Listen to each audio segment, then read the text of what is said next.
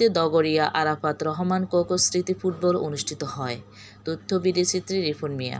রোববার নরসিংদী রথ গড়িয়া যুব সমাজ এই খেলা অনুষ্ঠিত হয়। খেলায় প্রধান অতিথি ছিলেন বিএনপির জাতীয় স্থায়ী কমিটির সদস্য নজরুল ইসলাম খান।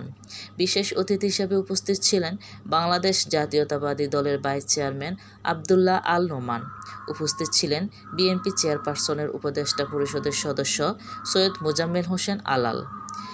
শ্রেষ্ঠ খেলোয়াড়ের পুরস্কার অর্জন করেন রানার আপ দলের খেলোয়াড় ১ নং জার্সি পরিহিত খেলোয়াড় রাজীব। পুরস্কার বিতরণী অনুষ্ঠানে ইনশাআল্লাহ নেক্সট টাইম ফাইনাল খেলা এমন উপস্থিত থাকবেন ইনশাআল্লাহ। আপনি কিছু বলবেন?